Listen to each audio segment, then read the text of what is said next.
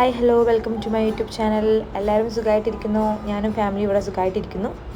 അപ്പം ഇന്ന് ഞാനൊരു ക്രീമി ചിക്കൻ റെസിപ്പി ആയിട്ടാണ് വന്നിരിക്കുന്നത്. ഒരു അടിപൊളി ക്രീമി ചിക്കനാണ്, ഈസി റെസിപ്പിയാണ്. എല്ലാവരും ട്രൈ ചെയ്ത് ഫീഡ്ബാക്ക് അറിയിക്കണം. ഞാൻ തന്നെ ഈ ഐറ്റത്തിനെ പൊക്കി പറയല്ല, ഈ ഐറ്റം ഉണ്ടാക്കി കഴിച്ച് സക്സസ് ആയതിനു ശേഷം മാത്രമാണ് നിങ്ങൾക്ക് ഞാനത് ഷെയർ ചെയ്യുന്നത്. അപ്പം ഇതിലേക്ക് വേണ്ട ഇൻഗ്രീഡിയൻസ് ഒക്കെ എന്താ നോക്കാം. കുറച്ച് കാഷ്യൂസ് കഴുകി അത് വെള്ളത്തിൽ കുതിർത്ത് വെക്കാം. ചൂടുവെള്ളത്തിൽ കുതിർത്ത് വെക്കണമെങ്കിൽ പെട്ടെന്ന് കുതിർന്ന് കിട്ടും. പിന്നെ ഒരു 2 ചെറിയ വലിയുള്ളി, ഒരു ചെറിയ തക്കാളി, മല്ലിയില, പുതിനയില ആൻഡ് ഗ്രീൻ ചില്ലി. ഈ ഐറ്റംസൊക്കെ റെഡിയാക്കാം. നമ്മൾ മെയിൻ ഇൻഗ്രീഡിയൻ്റ് ആയ ചിക്കനിലേക്ക് കുഞ്ഞു അരിഞ്ഞ് വെച്ചിട്ടുള്ള വലിയുള്ളി ഇട്ട് കൊടുത്തിട്ടുണ്ട്. അതിനുശേഷം മല്ലിയില ഇട്ട് കൊടുക്കുന്നുണ്ട്. അതിനുശേഷം തക്കാളി ഇട്ട് കൊടുക്കുന്നുണ്ട്. 2 പച്ചമുളക് ഇട്ട് കൊടുക്കുന്നുണ്ട്. പിന്നെ കുറച്ച് പുതിനയിലയും കൂടെ, ഒരു ഹാഫ് ലെമണും കൂടെ അതിലേക്ക് സ്ക്വീസ് ചെയ്ത് കൊടുത്തിട്ട് അതോടെ വെക്കുക. ഇനി നമുക്ക് മസാലാസാണ് ഇടേണ്ടത്. ആദ്യം 1 spoon Kashmiri chilli powder. Already നമ്മൾ പച്ചമുളക് ഇട്ടുകൊണ്ട് അതിനനുസരിച്ചുള്ള ചില്ലി പൗഡർ ഇട്ടാൽ മതി. കാശ്മീരി ചില്ലി പൗഡറിന് അധികം എരിവ് ഉണ്ടാവില്ല. പിന്നെ 1 ടീസ്പൂൺ മഞ്ഞൾപ്പൊടി, 1 ടീസ്പൂൺ ചിക്കൻ മസാല, ആവശ്യത്തിന് ഉപ്പ്, കുറച്ച് ഗരം മസാല,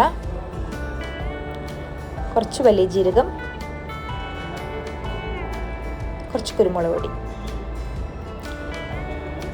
പിന്നെ ചെറിയ സ്പൂൺ ജിഞ്ചർ പേസ്റ്റും ഒരു ചെറിയ സ്പൂൺ ഗാർലിക് പേസ്റ്റും. ഇത്രയും ഐറ്റംസ് ഇട്ടിട്ട് നന്നായി കൈ കൊണ്ട് മിക്സ് ചെയ്തെടുക്കാം. ചിക്കൻ ലെഗും കുറച്ച് പീസസുമാണ് ഞാൻ എടുത്തിട്ടുണ്ടായിരുന്നത്. അപ്പം ചിക്കൻ ലെഗിലേക്ക് മസാല ഉള്ളിലേക്ക് പിടിക്കാൻ വേണ്ടി ഒന്ന് ജസ്റ്റ് വരഞ്ഞു കൊടുത്തിട്ടുണ്ടായിരുന്നു. നല്ലോണം ഞെരടി മസാല നന്നായി അതിലേക്ക് പിടിച്ചു വെക്കും. ഒരു 5 മിനിറ്റോളം അതിലേക്ക് നന്നായി മസാല കൈ കൊണ്ട് ഞെരടി കൊടുക്കണം. എന്നിട്ട് അതവിടെ റെസ്റ്റ് ചെയ്യാൻ വെക്കുക. ഞാനതൊരു 2 മണിക്കൂറോളം റെസ്റ്റ് ചെയ്യാൻ വെച്ചിട്ടുണ്ടായിരുന്നു.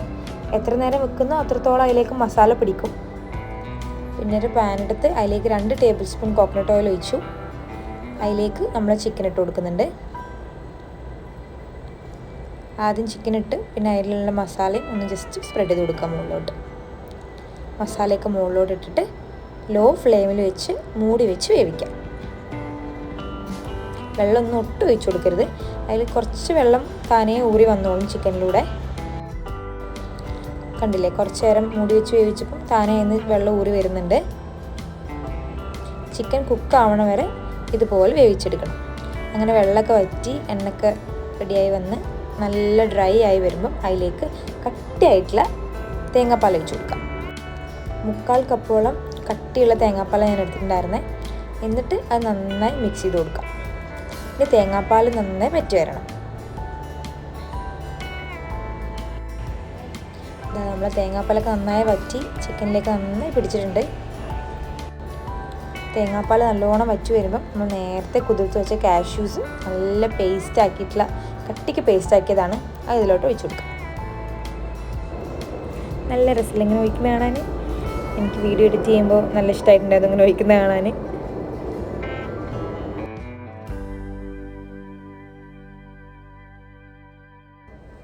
നമ്മളെ കാഷ്യൂ പേസ്റ്റും ചിക്കൻ്റെ മസാലയും എല്ലാം നന്നായി ബ്ലെൻഡായി വരണം. ലോ ഫ്ലെയിമിൽ വെച്ചിട്ട് തുറന്ന് വെച്ചിട്ട് കുക്ക് ചെയ്യാം.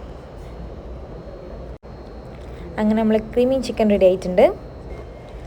കഴിച്ച് നല്ല റിവ്യൂ പറഞ്ഞ ഡിഷാട്ടോ. എല്ലാവരും വൺസെങ്കിലും ഒന്ന് ട്രൈ ചെയ്ത് നോക്കണം. ഒരു പ്രാവശ്യം ട്രൈ ചെയ്ത് കഴിഞ്ഞാൽ പിന്നെ ഇടയ്ക്കിടയ്ക്ക് ഉണ്ടാക്കിക്കോ. ഞങ്ങൾ ഡിന്നറിന് ഇത് ഇടിയപ്പത്തിൻ്റെ കൂടെ കഴിച്ചത്. പൊറോട്ട ചപ്പാത്തിയൊക്കെ ആയിട്ട് നല്ല കോമ്പിനേഷൻ ആയിരിക്കും ഇത്. ഗീ റൈസിൻ്റെ കൂടെയും നല്ല കോമ്പിനേഷൻ ആയിരിക്കും. എല്ലാവരും റെസിപ്പി ഒന്ന് ട്രൈ ചെയ്തിട്ട് അതിൻ്റെ ഫീഡ്ബാക്ക് അറിയിക്കുക.